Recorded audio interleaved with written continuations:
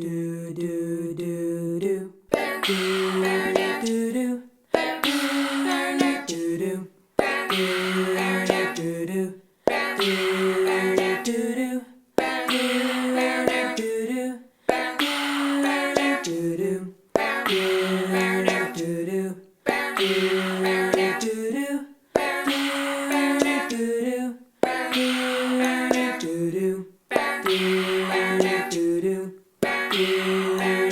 Give me one reason to stay here.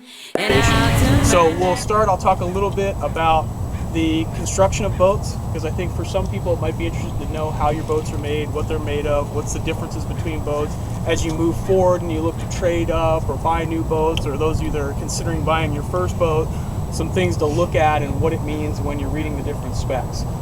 From there we'll talk about transport, and again these may not be the best way, these are ways that I've just found works, so maybe some better ways to transport your canoes, some things to really be concerned about when you're looking at transporting, and I'll point out obviously some absolute no-nos when you're trying to transport canoes. So that's both going to be on your vehicle and when you're just carrying them around on land. From there we'll move into mechanics. There's a reason that I use the word mechanics. I know when a lot of people come to clinics, they want to learn stroke technique. The reason that I say mechanics versus technique is there are a lot of faces here that I am meeting for the first time. There are a lot of faces here from a lot of different clubs. There are a lot of faces here that have a lot of different coaches. Because I have respect for each and every one of those coaches, I don't want to accidentally say anything that contradicts what you're already trying to do in your own individual clubs and your own individual canoes.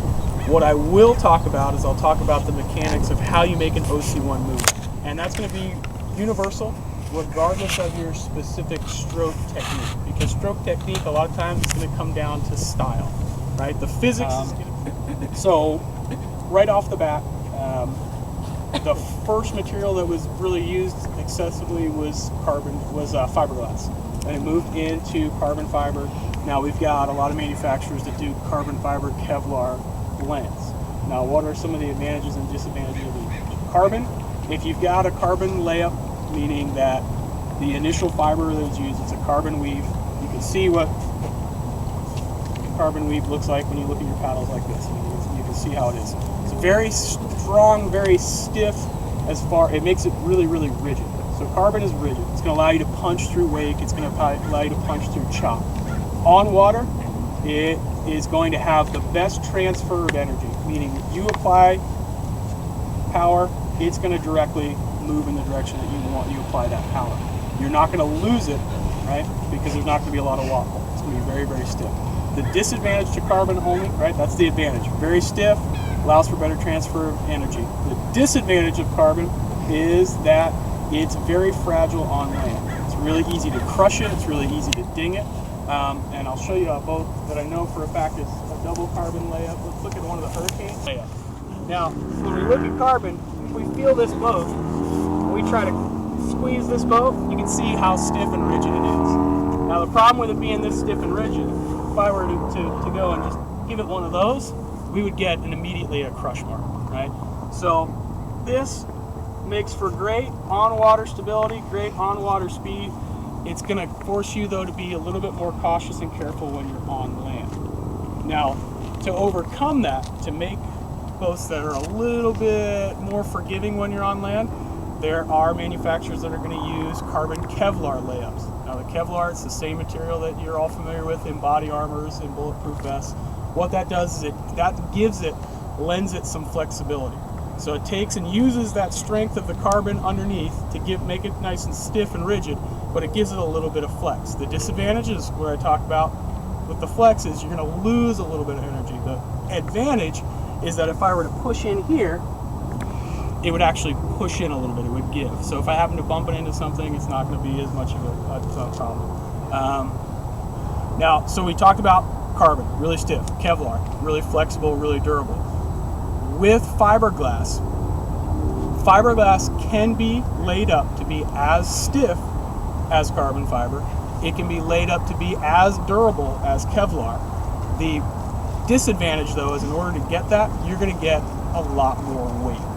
right? So fiberglass, in order to get that glass to have that flexibility, that durability, and to have that stiffness, you've got to add a lot more epoxy. You've really got to get it nice, and that's going to make it really, really heavy. Now, is weight necessarily a disadvantage for most of us? Not at all. I mean, realistically speaking, we're not going to go out this year and challenge Danny and Kai Bartlett in the channel. So for us, having an extra pound or two, it's not a big deal. And in reality, I've got some personal theories on having a little extra weight in your canoe, being able to add momentum. It takes a little more to get it up and running, but when it's up and running, it maintains momentum. And we can talk about that a little bit later or another. There are a few key points that you're going to look at when you're looking at any individual hull design. And by all means, guys, don't stand on convention. Sit down. You relax. So if anybody wants to sit down, have a seat. You're going to be looking at rocker, what the rocker is, and again, this is basic terms for those. So for those of you that are familiar with boat design or have done some boat design, don't hold this against me. Basically, what the rocker is it's the bottom curve of the boat. So you can see when we place these boats on the ground, some of the boats are going to more closely parallel ground level. Some of them, there's only going to be a small point that touches the ground. The rest of the boat sweeps up and is pretty much off of the ground. Now that's what's called the rocker, right? And again, this is a basic description of rocker. There's more that goes into it, but essentially it's the bottom curve of the boat. What the bottom curve of the boat is going to allow you to do, it's going to allow you to, quote, fit in troughs. So when it's bumpy, when there's things to ride, whether it's wind bump or ground bump or there's anything out there, it's going to allow you to fit in that trough so that you can pick up the additional energy from that wave, and it pushes you forward. It allows you to slide around in there and fit in that. Without that, right, you would just kind of sit across from each of the crests, right? With the rocker, you're allowed to sit in there and you can push by, right? Without it, it's going to pass you by. So, and you can see in some of the different boats, like for example, you mentioned the Hurricane. The Hurricane doesn't have a lot of rocker, right? It is, minimal compared to some of the other boats. If you compare it to, say, an outrigger connection boat, which have a lot of rocker, right? Their bottom hull is really, really rounded. The other thing that you're going to look for is, as you mentioned, you can look at the general shape. So we were looking at it from the side, from the profile. So now if you're looking down this way, right, you can look at two different things, right? If you're looking down the barrel of the hull, you can see some hulls are going to have more of a rounded bottom. You can see that in the Hurricane. You can see that in the Pueo. Other hulls, like the outrigger connection boats, are going to have chines or flatter bottoms. Now, the chine theory, and you see this especially for those of you that have sailing backgrounds or catamaran backgrounds, that those flat bottoms, those chines, at higher speeds, it's actually going to increase your planing speed. The problem with them is if you don't ever reach those higher speeds, you're not going to get that additional boost in speed. So it can be a detriment at lower speeds. Waterline is a big thing as well, especially when you're talking about different body sizes. So we've got some shorter people here, we've got some taller people here. More waterline means more buoyancy. More waterline also means a little bit more speed. Depending again though, if you've got more waterline with more rocker, more waterline with less rocker, so there's all these different factors that are involved. More waterline means more buoyancy. The other thing that adds to buoyancy obviously is general volume. So now we're looking at the thickness of the canoe. When we look at a Hurricane, which is right next to me, not a lot of overall volume, right? It's pretty skinny and really kind of a small canoe. When we look at some other canoes, like say the original Scorpius, some of the outrigger connection boats like the Fusion, there's a lot of volume, right?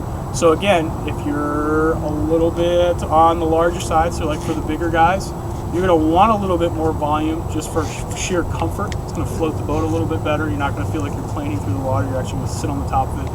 The other reason for big volume is in bigger water. The more volume that you have in your nose when you drop in on a bomb, and it's not conditions that we get here very often, maybe twice a year if we're lucky. If you're dropping in, the last thing you want to have happen is your nose to start probing. A lot of that is, and it's interesting because not only in the OC-1 designs, but now you're starting to see it in the OC-6 designs, as well as in stand-up paddleboard designs. They're starting to play a little bit with the noses. So you made an excellent. With the Hookies, you'll notice that Jude uses noses that are very similar to his surf skis. So there's a lot more up front there. It's got kind of that hatchet face, but there's more volume in the front. Part of it is to part the water, but because there's so much of it, a lot of it is so it rides up over the top. So if you're going in, there's what are called wet boats and dry boats.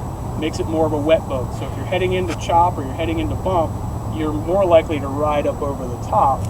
Whereas with a pointy nose like this, it's considered a wet boat, you're going to punch through. Now there are some designs where they're starting to use, they're starting to look at the racing catamarans and the inversion noses of the catamaran hulls. A lot of designers now are looking at those inversion noses because what those are doing is those are cutting. So think of like a battleship. The battleship, you can see the front, but under the water, there's a big point that sticks out. They're starting to work with that because they're starting to see that actually causes you to lose less energy. As you move through the water, you're losing forward momentum, forward energy to friction, right? Because you're hitting the water's dragging, that energy's peeling off, and you're losing your forward momentum.